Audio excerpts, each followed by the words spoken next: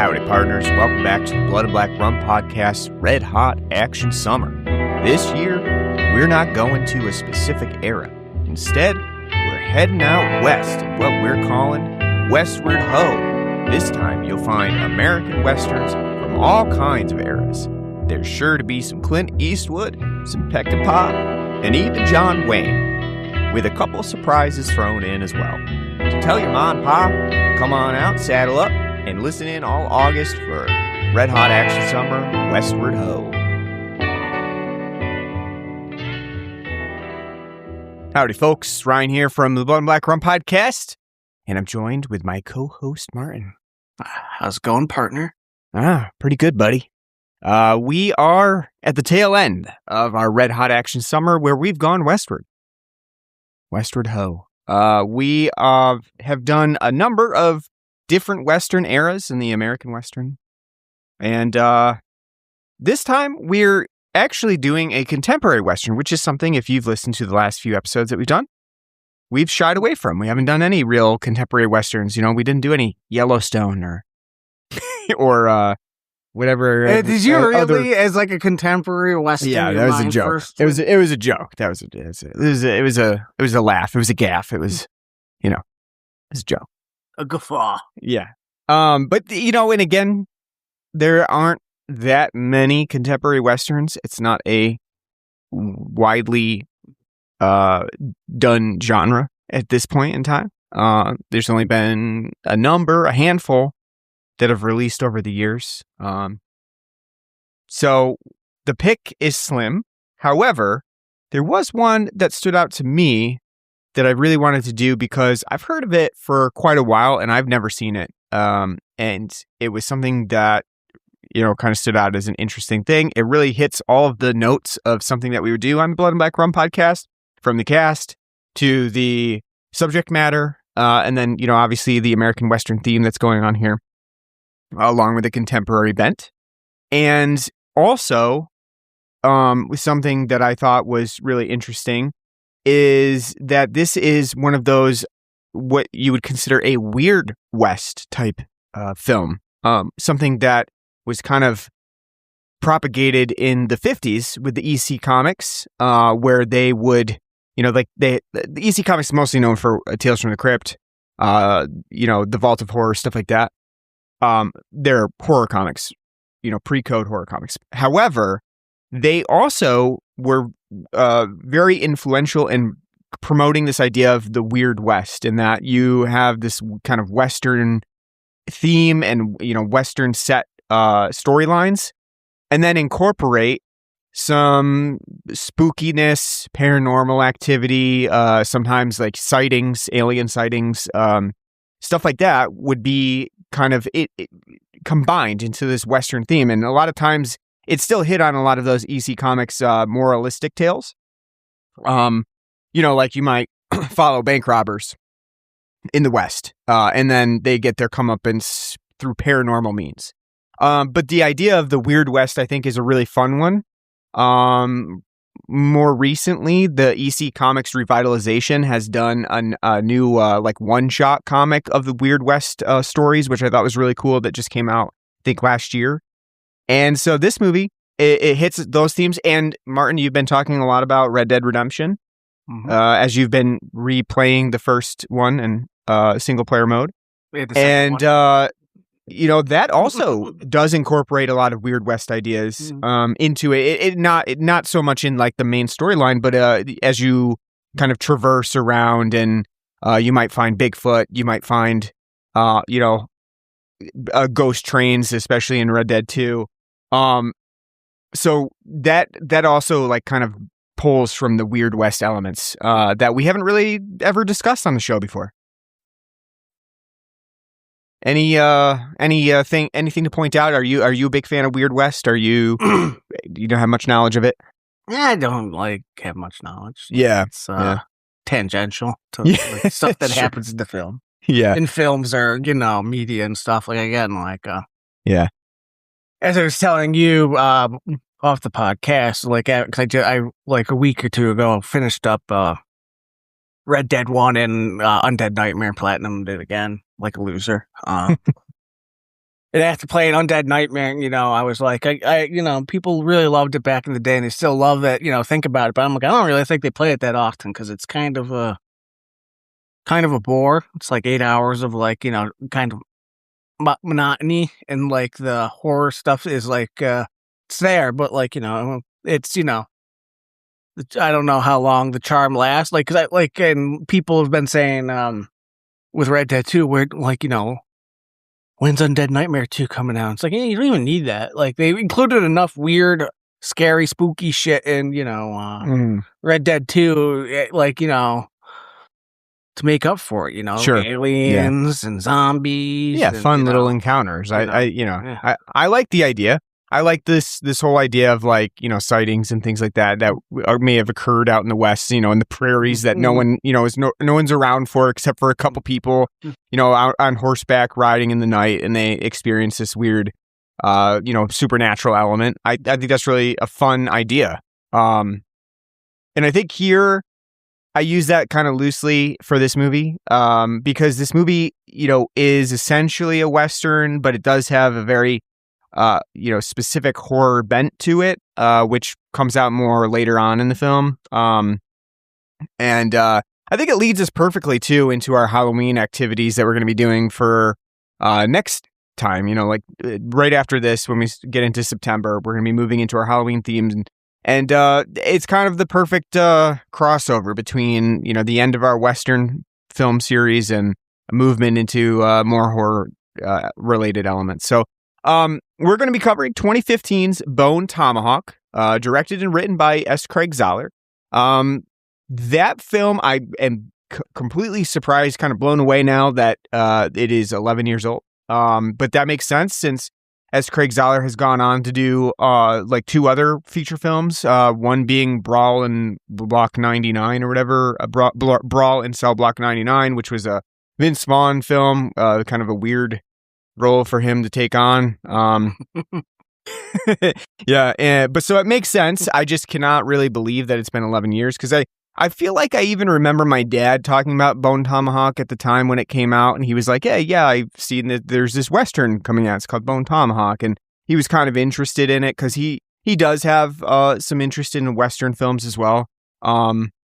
So I do remember it coming out, but I just, for whatever reason, never checked it out. And I do remember the fanfare that was surrounding it as well. And then more specifically, why did we pass it up? Because Kurt Russell's in this movie. This is right down the pipeline for us. So it's true. Not sure how we missed out on that, but for whatever reason. I do remember seeing the poster and quite a bit back in the day when it was out, and I don't know why per se I never went to go, just go see it, because it's like Western Kurt Russell vehicle. Right, yeah. Kurt Russell vehicle, Western.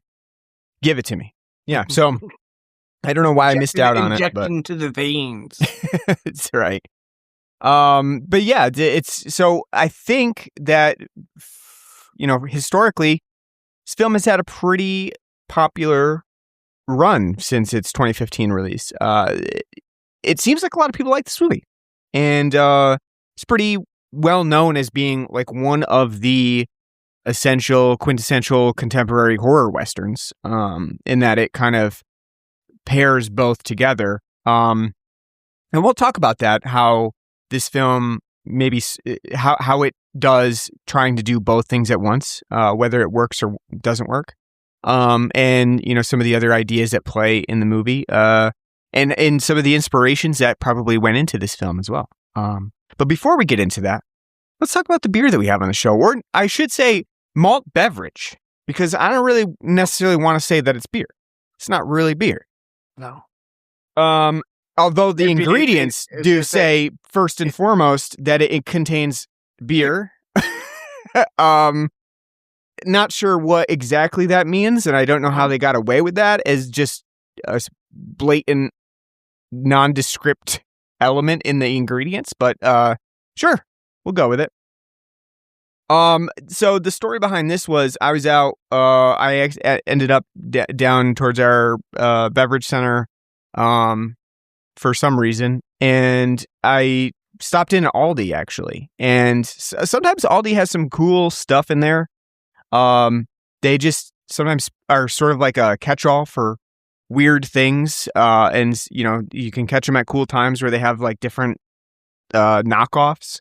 And in this case, I happened to see that they had this brand called Blue Barrel, which obviously is some sort of Aldi brand. It's their beer brand for this particular type of a beverage. And they had what's called a new-fashioned hard root beer, an American classic. And I said, American classic? Well, that's what we're doing. We're doing American classics. That sounds right up our alley. Hard root beer. That sounds like something they'd be drinking in a Western saloon. We're not doing Five Goes West. Yeah. Oh, that's an American tale. My bad. That's true.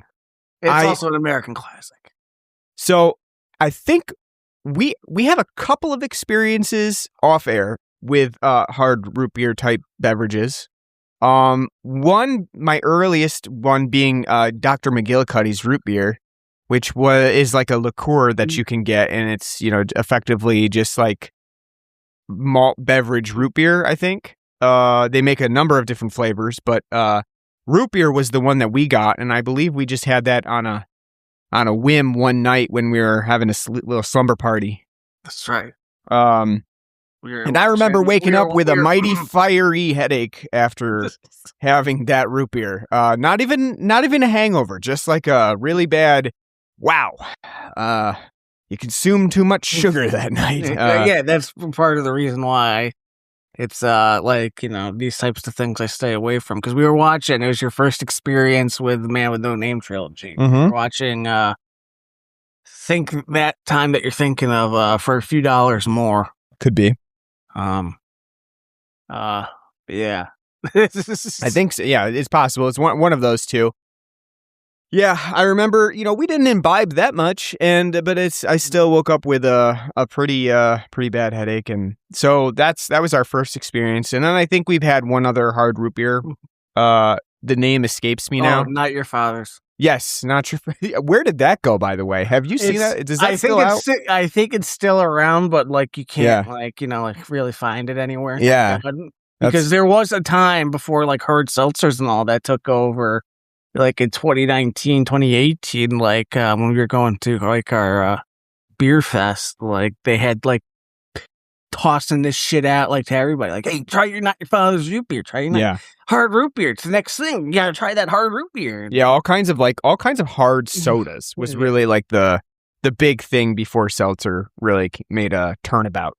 And now they just use the actual brands. They have a hard Mountain Dew, Yeah, right. Yeah, yeah. Fuck off with your weird ass brand names. We're just gonna Pepsi's making them now. They're getting into the business of hard alcohol. But this one is Blue Barrel hard root beer. This is like a knockoff. It would probably be considered a knockoff of the Not Your Father's root beer, I guess. So I'll let you go first, since you're not really a purveyor of this type of beverage. What do you think about the hard root beer? It's okay. It's definitely got a nice, traditional, bog standard, random grocery store or convenience store brand root beer taste to it. So it just tastes like root beer. Back end is really heavy on the alcohol heat. I'm with it's only 5. It's 5.8. So, but it's very noticeable. Doesn't really add much to it. And the problem I have with all these different types of malt beverages is no matter what they do, whether it be a Mountain Dew, type, alcoholic soda or this or Zima or Twisted Tea, whatever the fuck, they all at the end of the day, on that back end with that alcohol that they can't, hide behind, the drink, you get nothing but a pure blast of straight off the assembly line, sugar. And it's, for me, it just, I've always find that to be a very annoying flavor. I don't like the taste of just pure sugar being you're just having a bag right, and you're just sitting there scooping it in. So it's not bad. I can drink this, but the other two you gave me, I'll be probably sitting on them for a long time, just because It like they don't do anything for me. And as you said too, the other thing is I always like same reason. I could drink 12 bottles of water that day and have this be my one like alcohol beverage, and I'll wake up feeling hungover than if I just drank a 15 pack of like Bud Light or something, because like just the amount of sugar in it is just ridiculous. It's a shock to the system. So right. it And is what it is. as you quickly pointed out when you saw the bottle, you were like, 230 calories. That's egregious. Yeah. It is true. It is a high on the calories. I definitely would not recommend trying to have a few of these. I'm going to stick with one, though I have 3. And I'm going to move on to something else. That's not to say that I don't necessarily like this. I do think that it's not bad. I do think that it has a kind of, sort of I don't want to say off-putting because that makes it sound like it is bad. It just a kind of unique and maybe unwanted flavor on the first sip of like it's almost like it's sort of root beer, but there's this added Menthol. Not even menthol. I don't know. It's just some sort of added additional thing that is not necessarily as tasty as what you would expect from a root beer. Well, that's what you're tasting the beer. And if you saw the ingredients, you would know that's the beer. Yeah, there's just something about it that has a little bit of an off-putting flavor to it. However, I don't mind it. I think it's drinkable. Like I said, I don't think I would go for multiple of these at a time. For one thing, I'm not really a huge soda person in general. So I think when you're basically saying like, listen, I love soda so much, I need to make it alcoholic just because like I want to drink soda all the time, whether I'm partying or whether I'm, trying to get through the workday, I need a soda.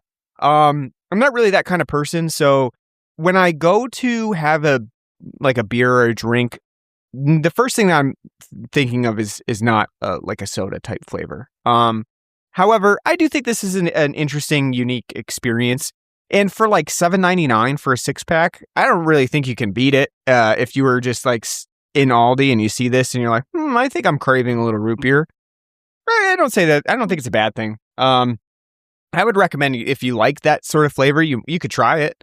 It is probably going to be a little bit different for everybody's tastes, but it's not bad. I don't think I would get it again, but it was an interesting experiment. And again, we're not like huge malt beverage drinkers regardless. I think we've done a number of malt beverages on here, including Zima at one point. They're not really our thing, but if this is kind of your thing, give it a try. It's sort of a knockoff Not Your Father's Root Beer. From what I remember, I think Not Your Father's Root Beer was a little bit better, if I'm remembering correctly, but it's not bad. And you can't really find that one either, so. Or at least we can. So. All right, so let's talk about Bone Tomahawk. Bone Tomahawk. One thing that really struck me that I didn't really realize about this movie going into it is obviously, of course, I knew Kurt Russell was in it because he's like prominent in like a talking head sort of thing on the cover of the poster. But other than that, I didn't really look too far into this. But this actually has a pretty solid cast of characters in it.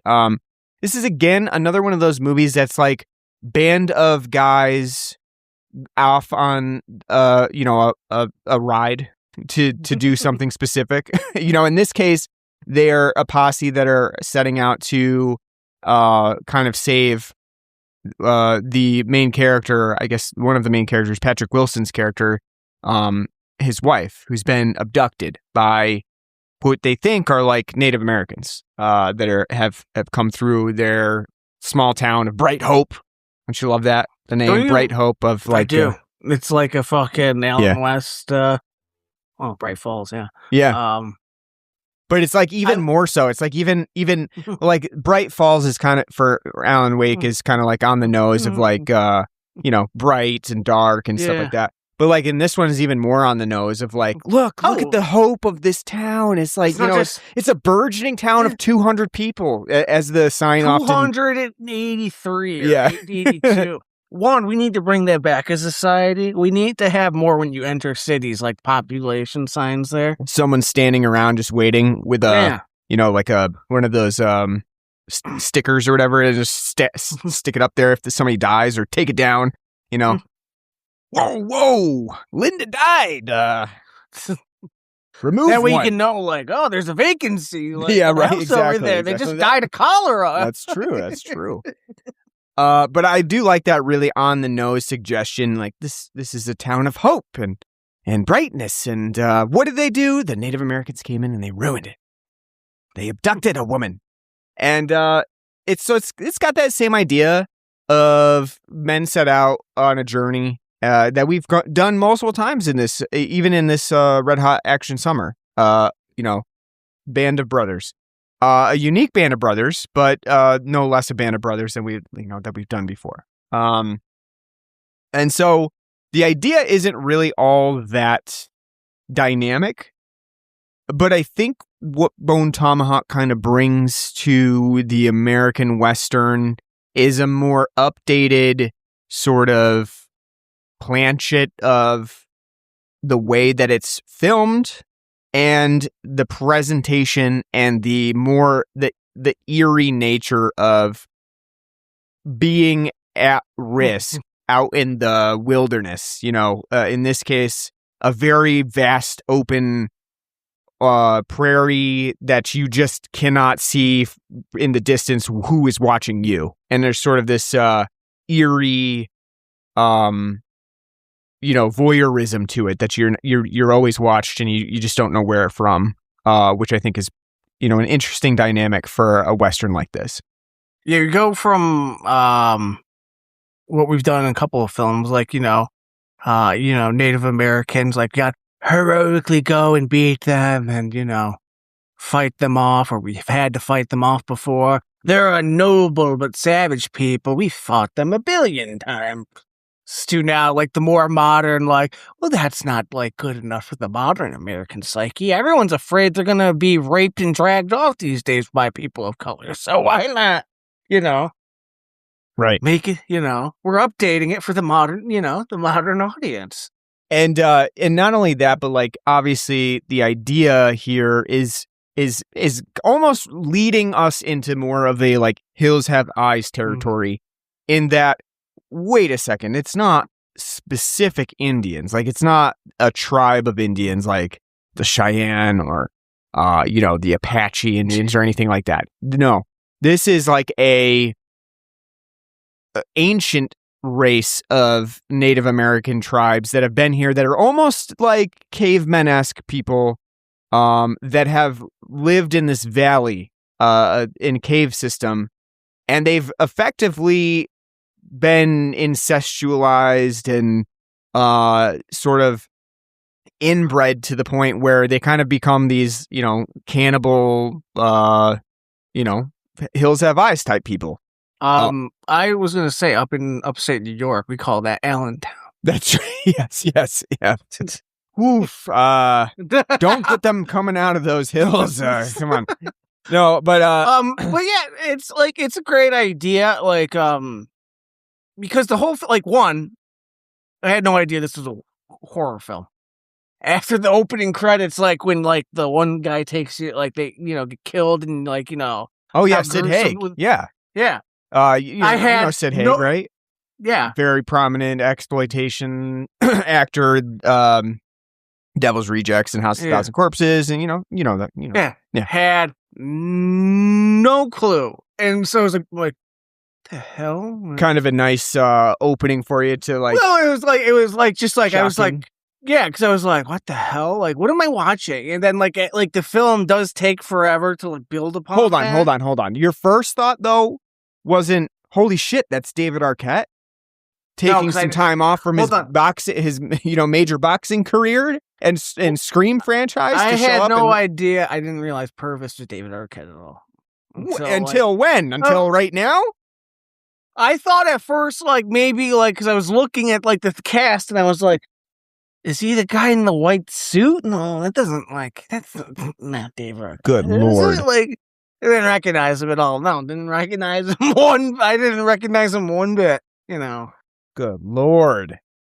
Yeah, well, that's surprising. So I thought your first, that would be your first thought. And then the second thought would be, oh, wow, this is kind of a horror movie. The opening sequence too is really interesting in that it does kind of conjure this idea of, it cements this idea of like you're always watched.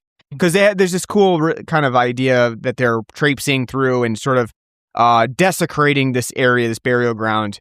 And there's Sid Haig has a funny line where David Arquette's basically like, should we be going through here? This seems like it's a bad idea, and Sid Haig is just basically like, well, we've got to pass, because he pulls out his gun. And he's like, we're just going to shoot whoever doesn't want us to be here. And then, it's a pretty shocking and immediate where they come into this burial ground and they're just kind of walking through, and then pew, out of nowhere, like fucking arrows, just like shoom, shoom, shoom, and it is a nice shock. It's which is great too, because the arrows give you that suspense. Like it's not like a gunshot, it's literally, right?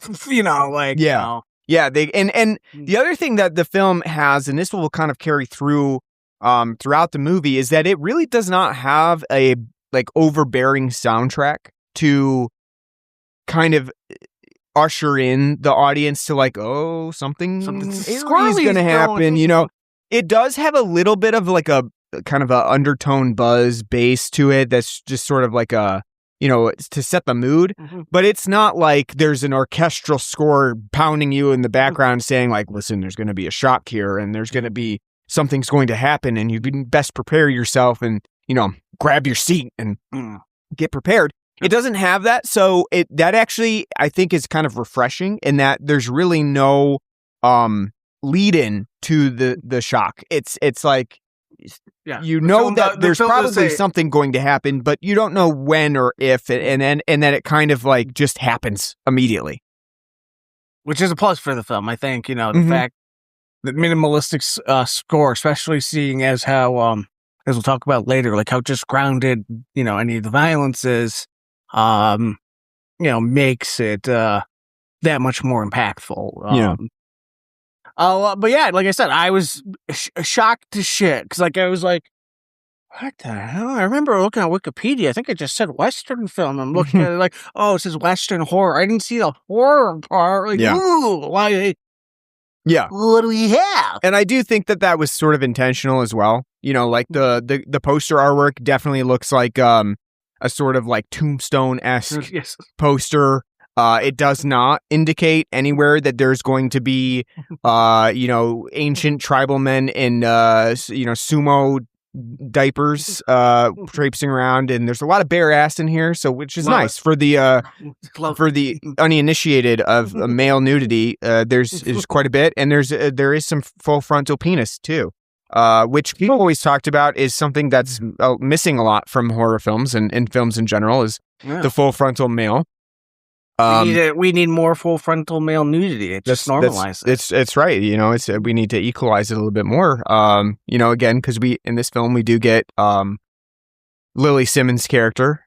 She's topless and Patrick Wilson gets a handful, and so it's only fair that later on we do get to see some male frontal nudity there. Speaking of Lily Simmons, her character Samantha is sort of like this learned woman. She's sort of a side doctor in the town. Dr. Quinn. Yes.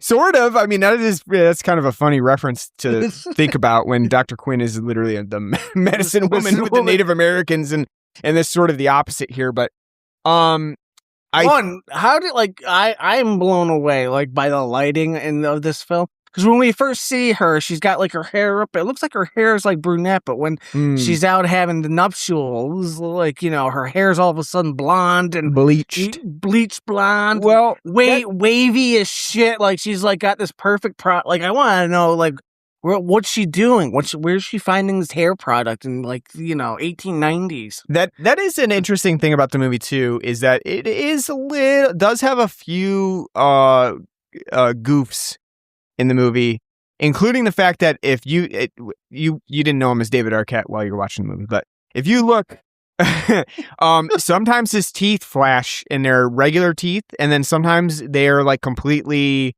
blackened, like he's got dentures in. And so there's a couple of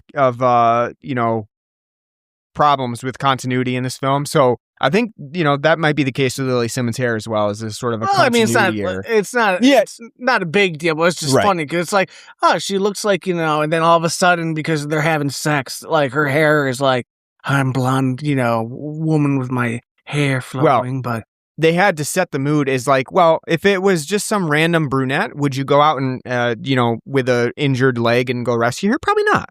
But the blonde is like, okay, I'm putting on my splint and I'm heading out, my biggest, I have a qualm here, and I don't mean to be rude, but I don't think Lily Simmons is a very good actress in this movie. She's extremely flat. I don't think that she does a very good job of hitting the note of like a period piece woman. I don't know if that's just her demeanor, direction, or something else, but I don't really care for her in this role. Not that I think that makes much of a difference in the long run, because she's not in the film all that much, but I did have to mention, I did find her to be a sore spot in like an otherwise well-acted movie, especially considering she's acting with, Kurt Russell and Patrick Wilson in a lot of her scenes, and sort of has to match their tone and demeanor. I don't think she can. So that was a little bit of a gripe. But other than that, what do you think about this? The whole idea that like the inciting event is that she's abducted.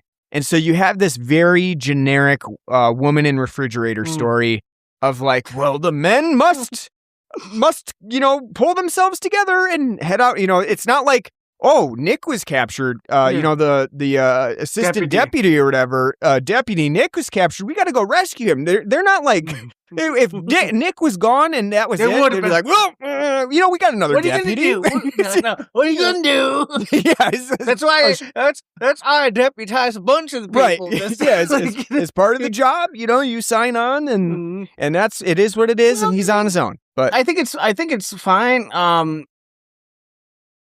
like because at first, like, it doesn't, like, until, like, the end, like, at least for me, like, thinking about it, like, well, why the hell, like, would they get kidnapped?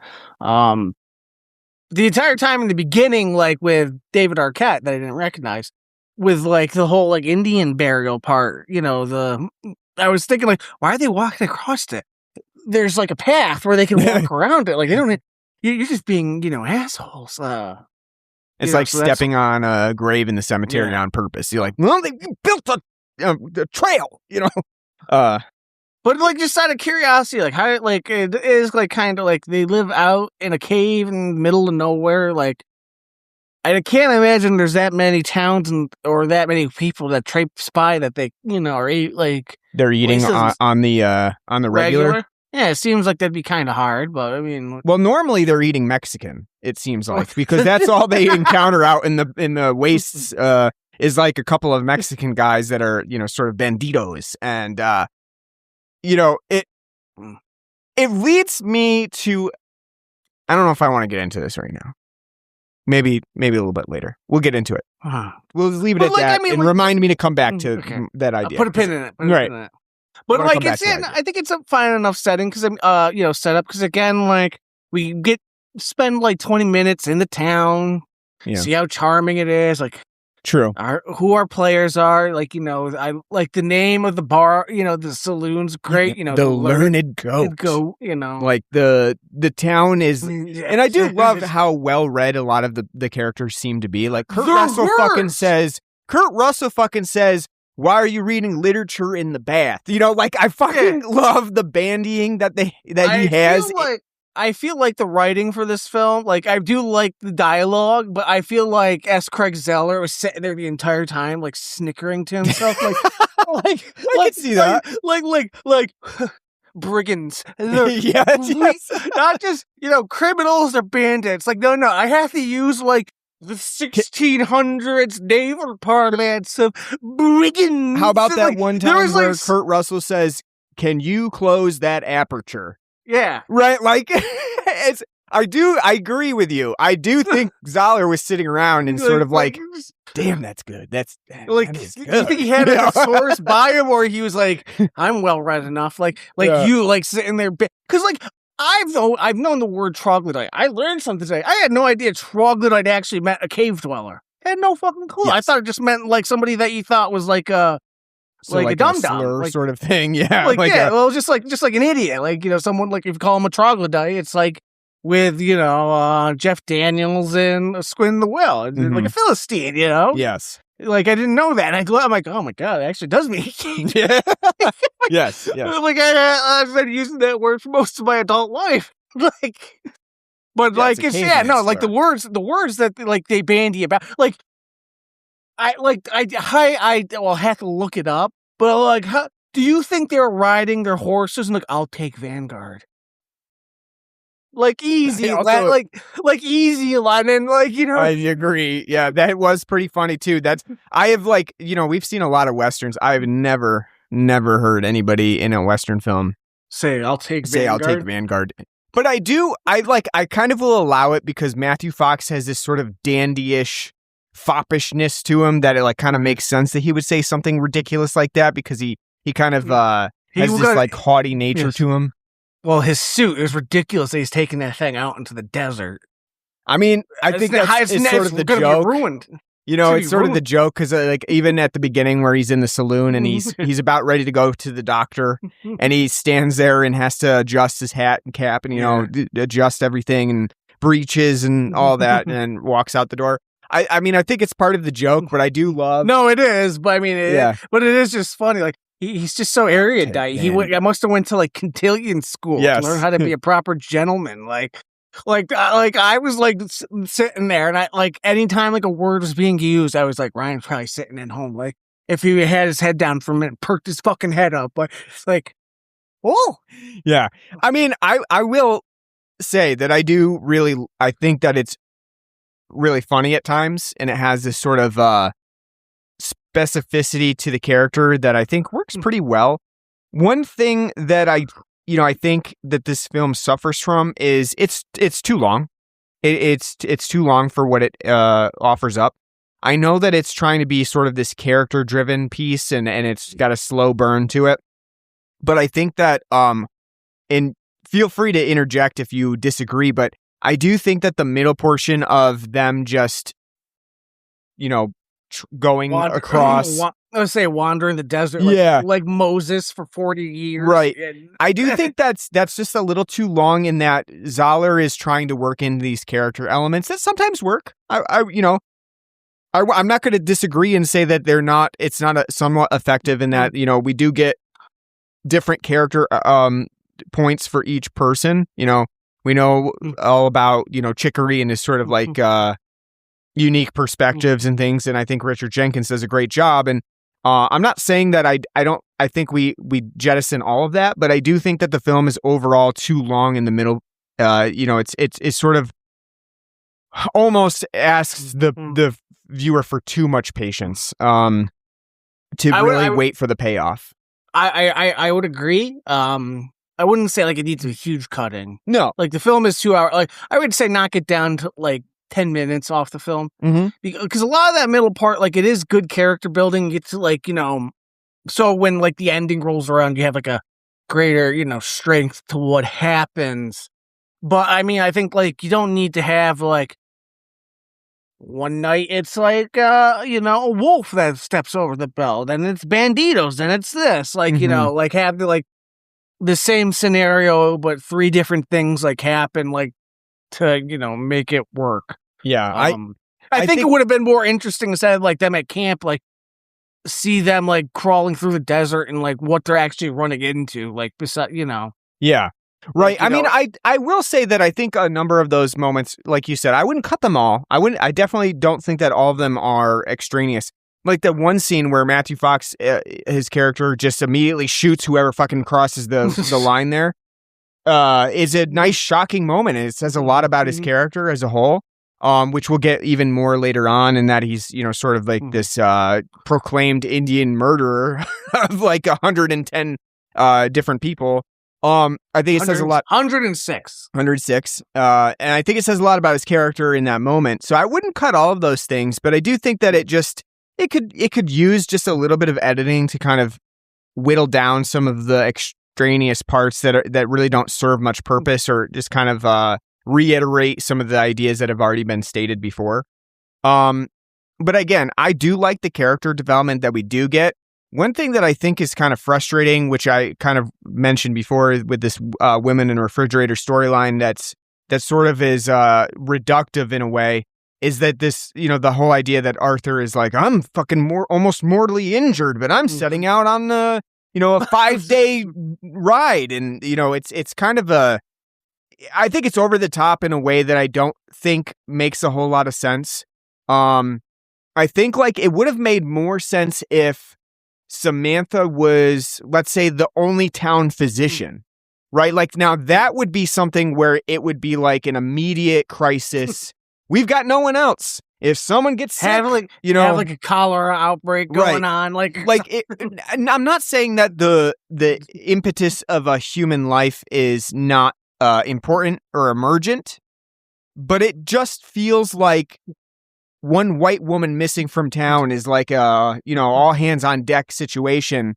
Whereas this one black servant gets annihilated in the fucking stables, and they're like, oh, I don't know. I mean, some guy came through here. You know what I mean? Like, it does feel a little bit, and that, now I'll get into this a little bit. I think we just talked about it. So, I do. The one guy worried about his colt. Yeah, what about my colon? The guy fucking body's just sitting in the fucking stable, ripped to pieces. So I'm gonna say this. I 100% expect some people to disagree, and I'm not saying this in a way that I think like negates the film or like you can't enjoy the film, but I do find racist overtones in this movie. I think what I find a little bit problematic is the whole idea that these are effectively Native Americans, but an older generation of Native Americans that are, more caveman-esque, and it's sort of like a roundabout way of saying like, hey, like this is what Native Americans do, but like these are worse kind, right? I think that the film has a problem with not focusing so much on other dynamics besides white people in the movie. And I think that would be excusable in itself if you just kind of overlook the fact that like, okay, they're technically not what they call quote unquote Indians. Cause even a Native American dude is like, these aren't our people, like I'm not claiming them. But he's the one that bandies out troglodytes. That's he's right. The one that get troglodytes. But it has a problematic way of multiple types of things happening where it sort of ignores other cultures in a way that sort of kind of feels to me. I think this is a perfect example, like Lovecraftian, in the sense that like Lovecraft's like, well, I'm not saying the fish people are actually Jews. But I'm not saying that either, right? Like I'm not saying that, but I'm not saying it, but I'm not saying it. And I feel like this sits in that weird little area where it feels vaguely racist in a lot of ways. And I say that in a way, in I guess, let me pause and let you state your piece in that sense. And if you agree with me or not, but. Because this is my first experience with, S. Craig Zahler, I can't say what's in his heart. Sure. Me either. I can't either. I'm not saying, yeah. I mean, like, and because, the primitive, cannibal, is like a, well-renowned, horror staple. Yeah. And we've seen it, from not just with this being, Native Americans, but like, Polynesians, white trash, like with like The Hills Have Eyes and like, Rob Zombie shit. Mm-hmm.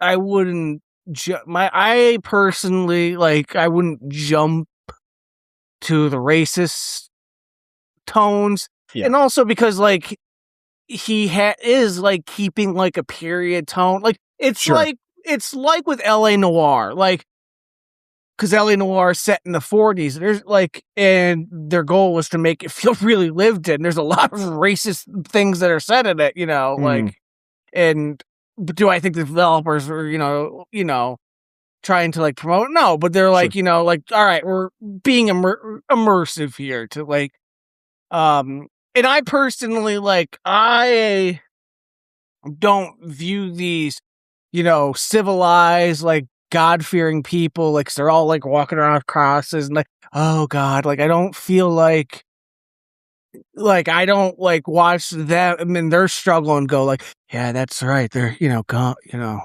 with the white man civilized these assholes and brought them Jesus, and this is how they thank them. I think it's just more like an archetype of the people of the time that lived in the era, because Kurt Russell isn't really that. Neither, Yeah, and I guess neither is Chicory, like so like I can see it like I would like to hear like somebody who's native, like what Native American people's opinions are on it. Sure. Like, 100%.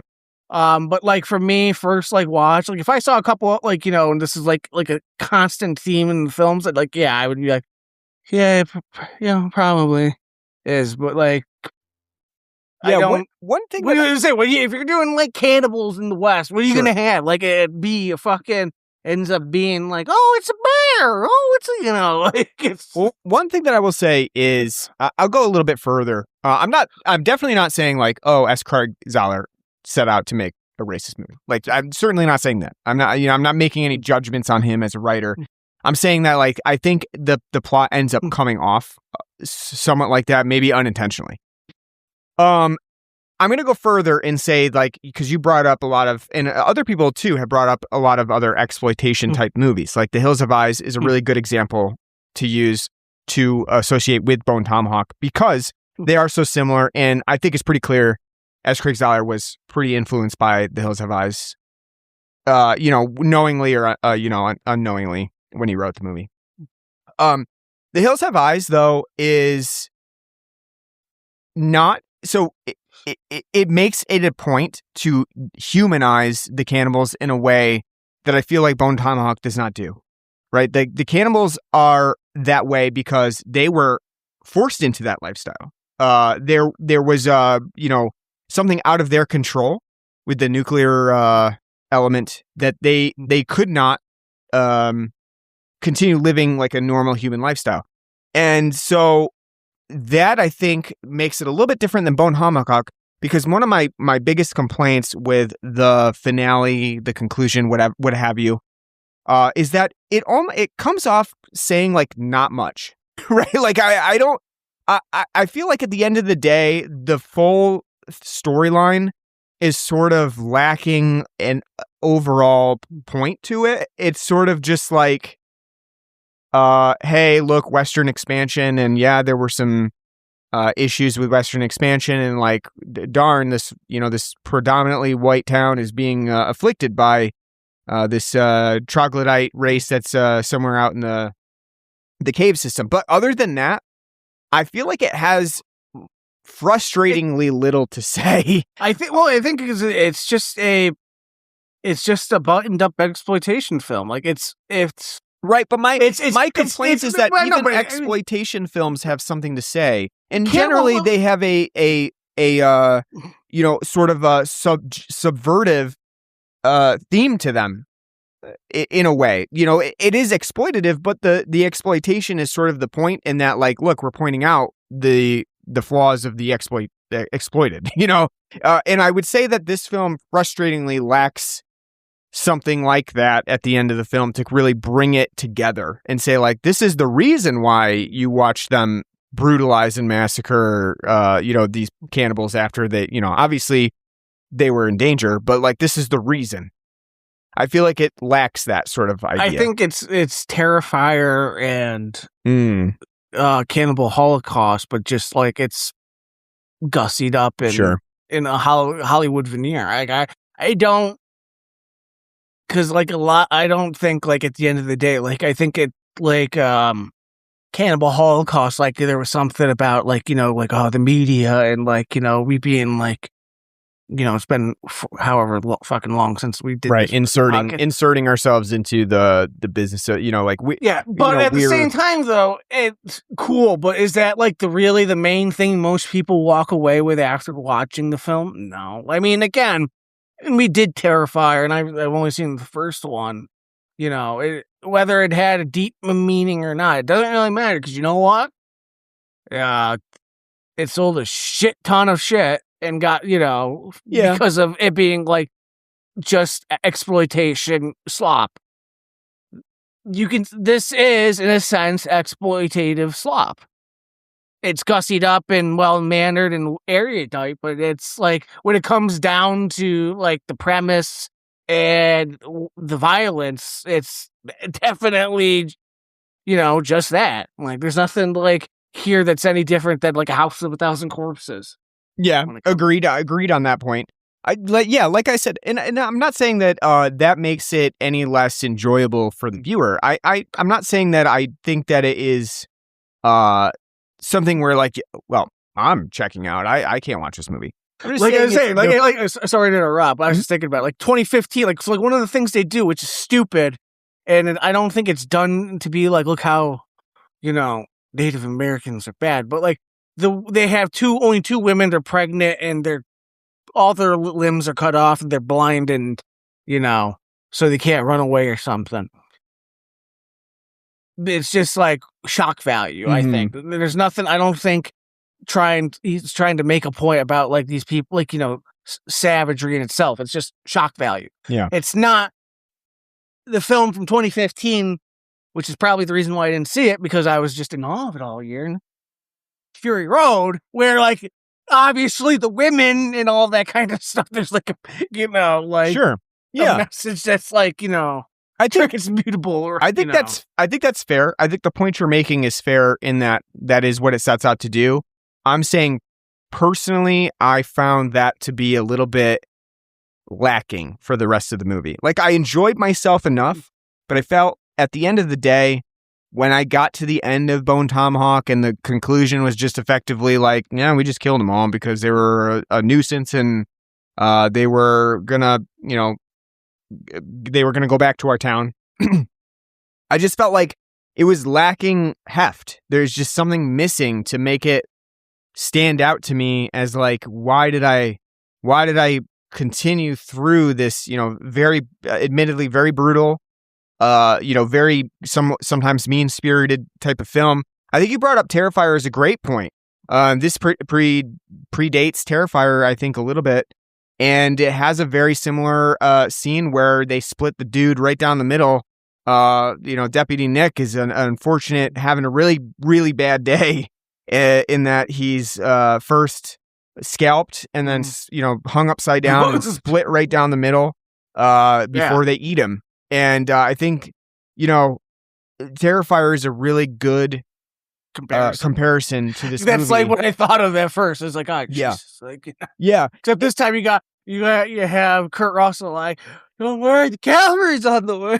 Yeah. Like it's like, don't worry, you're getting your butthole fucking. Yeah, like this will be good comfort for him, right? Yeah. Like, and he's getting like absolutely destroyed while still alive and, experiencing this really horrible thing that's happening.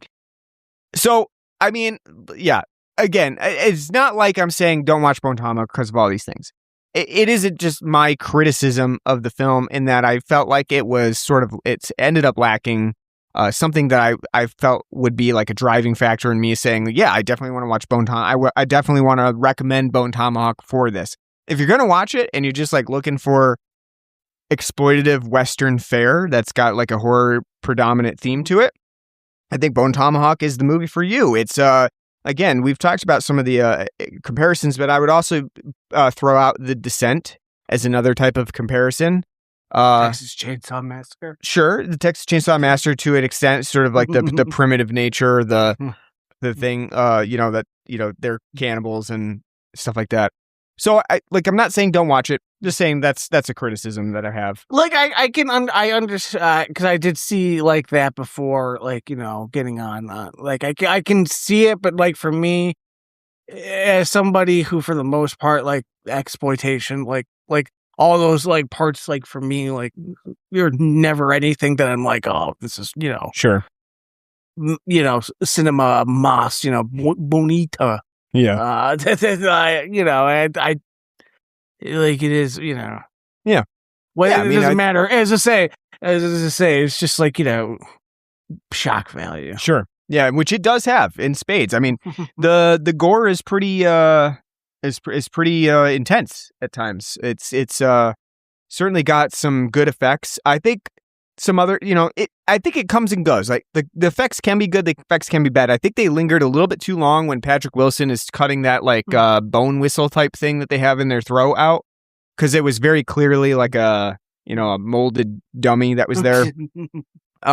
But other times, like that's a great thing too, because they shriek in they don't talk, they shriek, they have this shriek, and it gives you the thought like before, like in that, like it's revealed like at the very tail end, like the last like 10 minutes of the film. Yep. Like it gives you like, is this a like that's another thing too, like of like leading up to it, of like not thinking about like it as like a Native American portrayal, because it does have a supernatural horror element to it too, because they're like, oh, that can't be natural thing. Like them fucking sounding like a goddamn elk. Yeah.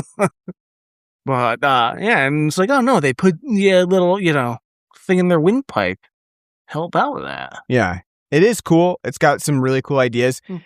The actual like bone utensils, like, man, they must sharpen the shit out of those fucking bones, because multiple scenes of them throwing those like literal bone tomahawks that they have, and just like severing hands, severing feet, which is amazing because those things look fucking heavy as shit, right? like and they're just whipping them around. They're practiced, throwing like frisbee golf over there, just It's it's the ideas are cool. I like the ideas, and I like the brutality. I think that the sort of mean-spirited nature of it is sort of like it kind of lends itself to the idea of the Wild West. Is like shit happens in the West, and it's uncivilized and brutal, and so I like that idea. I think the idea of like the women being effectively gimped and just constantly impregnated, and they can't see, and they're just laying there, is pretty horrifying. It's a pretty gruesome detail that they throw in there. Is sort of like almost sort of like an afterthought. They just kind of walk by them and they see them, and it's a very quick, probably like 20 seconds of just showing that, and that's it. They mention it, they make mention of it, but again, you're not quite sure when she mentions it earlier on if she just means like, oh, they literally were born that like deformed, because we know that they're sort of a product of incest, and they have this sort of deformity, or we don't know that it's actually like self-imposed, like, oh no, they drive stakes into their eyes and cut off their legs and arms, and it's fun little little game egg sacs, and so that's pretty horrifying. And it sort of makes, again, like it might have been useful to have seen that prior to the end where they escape, because that might have made the plight of Samantha a little bit more scary, right? Like, oh, we know that that's what they do to women. Like, it's probably unlikely they're going to just eat her, like, which would be the best outcome in that scenario of like, oh, just eat me, please, or like, I also have to say Matthew Fox's character, Brooder, he goes out probably the best way, because he just like fucking gets, his hand cut off and then like stabbed or shot with an arrow. Like, that's the way you want to go if they're, disemboweling you and, shooting you in the penis. And he got a freaking, a cigar at the end too. He got to, yeah, that's probably the best way that you can expect to go out. So, at the beginning, you're kind of thinking like, ooh, that's not great. But then at the end, you're like, no, I think I would probably prefer that. It was a good idea for him to stay behind. So yeah, I mean, I think that like the brutality is really there. again, you kind of have to wade through the film's middle part to get to it. There's a pretty big gap between the action. That's a sort of slow burn as you start to see these characters. What do you think about the whole idea that Patrick Wilson is really the sort of churchified guy? He's the one that's praying before dinner and calling out to God, and even when he is trying to fix his splint, and he yells out and he's like, "God damn, Jesus, God damn," and he's like, sorry about that. What do you think about that? Because it's sort of, I feel like the film was attempting to reference sort of the folly of religion a little bit, but it doesn't really get into it enough where it really makes it a point in that regard. It sort of almost seems like a forgotten thought. It's just there. Like, I don't think it's expounded upon enough to have like a thought, because like a lot, like as we're been talking about it, like yes, like the woman in the fridge, and the exploitation of like the women in this, and I think the film succeeds on atmosphere, dialogue, and building the tension and pacing for the most part. Because I think like with stuff like that, I think again, it seems like he was too busy sniggering about like I'm using aperture, like to have think that deeply about that part, So I mean, like, because it's not like there's like some like at the end of the day, like, oh yeah, you saved your wife, but your friends are dead, and that leg you have is definitely gonna need to be chopped off. Like you have gangrene at that point, and you're gonna probably die. Right. So was it worth it? Yeah, like the journey back, like the film doesn't even fucking talk about like okay, you made it, you succeeded, you still have no horse. How are you getting back? Like your leg is mangled beyond repair. In fact, their other family from like a couple caves down is going to come and kill you. And the morphine is gone. Literally. The opium is gone. The tincture of opium. The tincture, yeah. The only one who escapes this without like any real damage is Chicory. He's like, well, wife's already dead, and I will say I did really like that ending trade-off, which I think was a good payoff. Is where when Kurt Russell's character staying behind, he's like, "You say goodbye to my wife, and I'll say hello to yours." And, that was kind of a nice little line there. I like that one. It's again, it sort of works on the idea that like you had to know these characters throughout the journey a little bit to really to have to make that something connection. Like that happen. Like, yeah. So I do like that. Again, that's what I'm saying. I think that those are sort of effective moments in why the elongated length of the film is somewhat warranted, but I just think it could have used a little bit of editing. What else did we talk about? Whiskey and coffee, what's your thoughts? I feel like I've only had it like maybe once or twice. I would prefer them separate.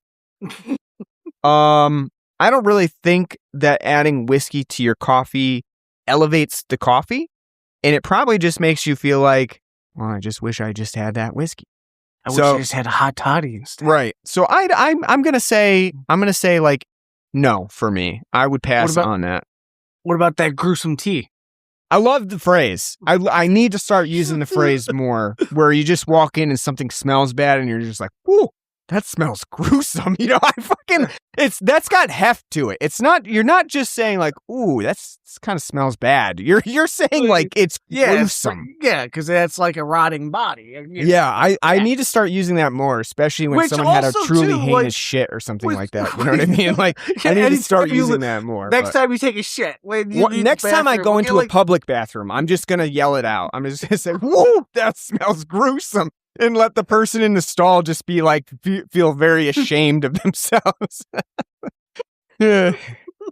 Even if it doesn't smell bad in there, I'm just going to do it anyway. Well, if you just say gruesome, he's like, oh, what's that gruesome tea? Yeah. And it's like, who's one? Like, what tea is being brewed that would ever smell gruesome? I don't know how you would get there. What would you have to add to a tea, whether it be, green, red, black, white, to get there? But that's besides the point. Who's drinking tea out in the fucking West? Right. You look at Kurt Russell in this film. Do you think that man's ever laid eyes on a tea bag before? I do. Does he look like he's ever taken the time to steep some tea over a hot kettle? He is taking the time to make a nice corn chowder. Well, that's why. I mean, he's a gourmand, as we see in this movie. Like you said, he's not only does he, he's packing to go on a 5-day ride and expecting to encounter the worst and have to go after Native Americans and potential danger, but he's still taking the time to make a nice trail mix. Cut up a nice cheese board. He's a gourmand at heart. He's got beef cords.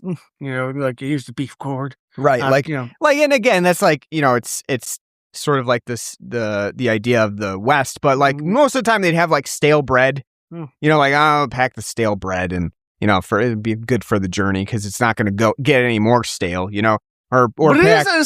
It is a good part though, because that's one of the few scenes we're going to see him with his wife, because his wife's not really in the film. So gets this, because she's very reluctant for him to go out there. She's like, "What the hell's the point? Don't do that. You're going to probably go out there and die." And she's like, he's like, "God, yeah." It's the idea again of the manly. It's the manly thing to do. Well, it's not just that he's actually the sheriff. True, So he does have a legal obligation.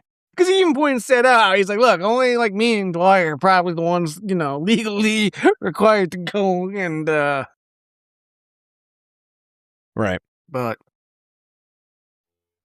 I do love the line when he shoots, David Arquette in the leg, at the, bar, at the saloon. And, they're and the wife comes in to, try to prep the wound because they call on her. And she's like, he's got a fever. He's probably going to die. And then he's like, well, that man, what's his name? And he goes, well, it's Buddy. So that means he probably stole it from somebody or somebody he doesn't like. And I prefer for him to not to die. Or there's a lot of people who probably like to watch him swing. And, I just love that because, one of my favorite lines, and I sent it to you. I don't know if you watched it, but one of my favorite lines in Django Unchained is when the marshals, trying to get Django and Dr. Schultz out of the saloon after he just gunned down the local sheriff, and he Schultz is like, "Do I have it on your honor that you, as a lawman, you will not gun me down?" He's like you just gunned down that man, the sheriff? He goes, exactly, just like that. On your law as a U.S. officer, you're not going to gun me down the street like a dog. He goes, well, as much as we'd love all to do that, I ain't going to cheat the hangman in my town. Yeah, it is great. It warms the heart, It's true. Right. All right, so we got to give Bone Tomahawk a rating. So on a scale of 0 to 10, excellent missionary position. It's a great line where they, Patrick Wilson flips. He's like, she's not getting it done when she's on top. She's sort of kind of going through her paces, and he flips her over and does the missionary. And when he first does one thrust, and it's one big old ramrod, and she's like, please continue. She's like, because she's just a woman. What does she know about it? That's true. She doesn't know. She's on top. She's sitting there knitting, It is hilarious. I know. No, it is, because he's fucking crippled, and he's like, go to med, gotta switch. You're not doing good. And she's like, I'm sorry. And then oh! Yeah, she's a little bit perturbed that he would, complain, and then she finds out. Oh no! Wait a second. That's my spot. Yeah, please continue. It's a funny line. And again, that's another one of those things that you expect Zahler to be sitting around. I like it when the women are on top and they're not pleasing me, so I flip them over, mid-waddled and say, here's the light. I mean, that was the thunder. No, here's the lightning. Yeah. Here's something like that. Yeah. It's great. What? So what would you give Bone Tomahawk? I'd give it a 7.5 out of 10. I think it's a very good film. I think it's a very flawed film. but I do think it's really enjoyable. I think the highs make up for the lows of this film. I think it's a really interesting idea, taking a classic Western trope of Indians, kidnap some settlers and turns it into, Western Hills Have Eyes or Cannibal Holocaust. And I think the pacing and the overall acting of almost all the characters, except Lily Simmons, as you said, is really engaging, and they do a really good job building that tension on from the opening credits to the end.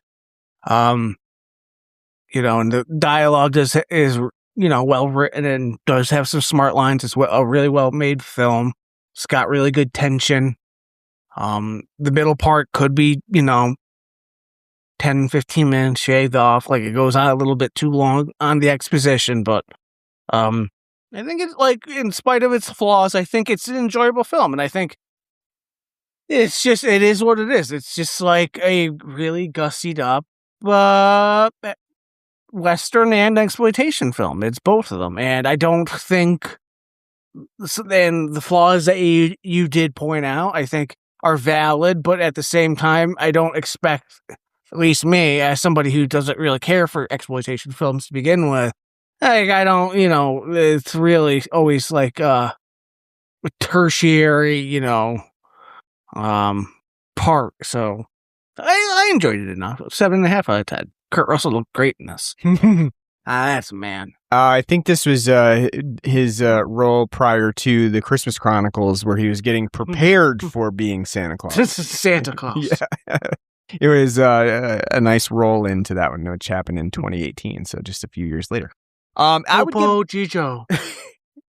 would give this movie a 7 out of 10. I had a lot of qualms with it that I mentioned. I do still think it's pretty enjoyable. It's a pretty fun watch. Pared down just a tad, I think it would be even better of a watch. I do wish that it had more of an overarching point to it at times, something that it really just kind of comes back to at the end. That's not just a reiteration of good guys go out, stop bad guys, save the day. I think that this does take a lot of inspiration from arguably somewhat better exploitative movies, like The Hills Have Eyes. You mentioned Cannibal Holocaust. I still reiterate, I think I did in that episode as well, that I do think that it is pretty subvertive in a lot of ways, despite the fact that most of what we talk about for that film is true animal cruelty and the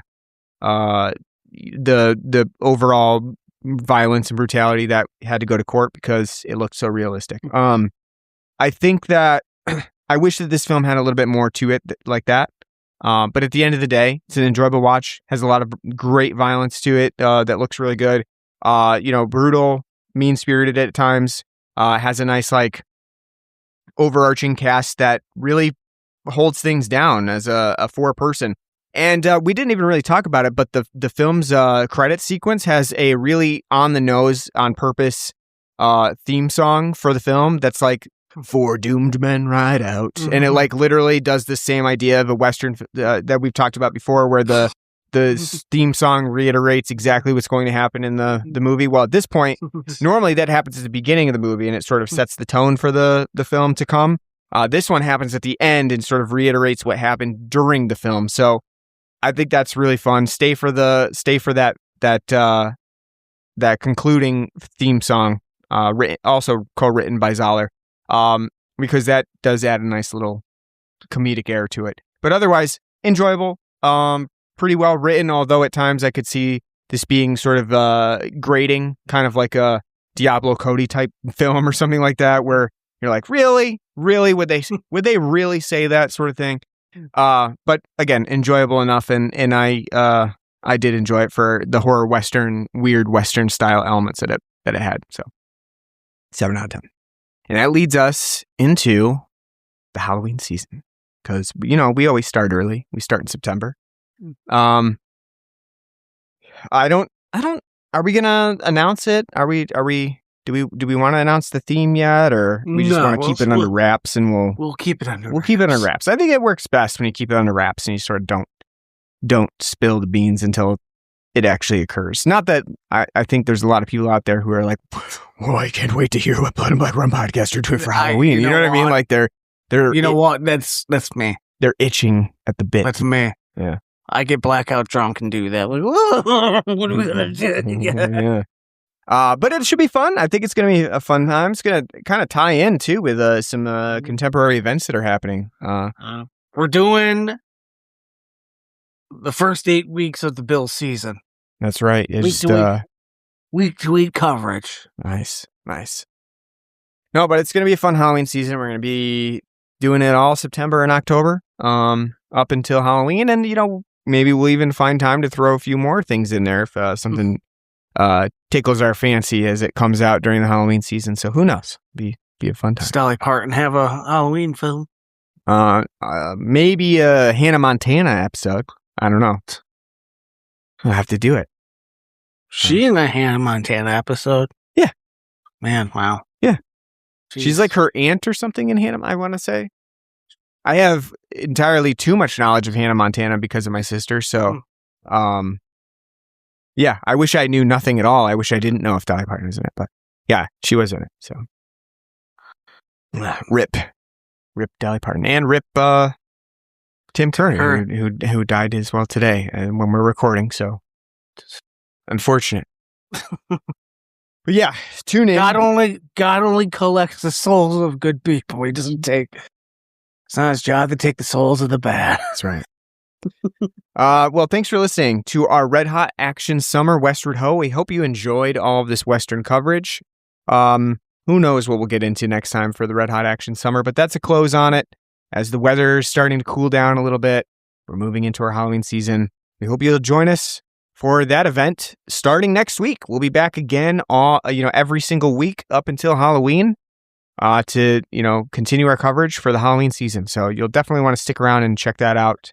To join like 100 and some, I want to say like 100 episodes of Halloween coverage that we've done out of our, nearly 400 episode run. So, definitely check it out by subscribing to us on, our homepage at Spotify or on Apple Podcasts, whatever you use. I'm sure we're on it. So subscribe, leave us a nice review. You can find us on Facebook and Blue Sky. Just search for us on there, Blood and Black Rum Podcast. We also have an email address where you can write to us, let us know what you like, what you don't like, what movies you want us to watch, and we'll take that into consideration. That's bloodandblackrumpodcast@gmail.com. And you can donate to us at our Patreon page. Anything you donate goes back towards beer, so we appreciate that in advance. Again, thanks for listening to Westward Ho. Hope you enjoyed. We'll see you next time for the Halloween season. Until then, take care.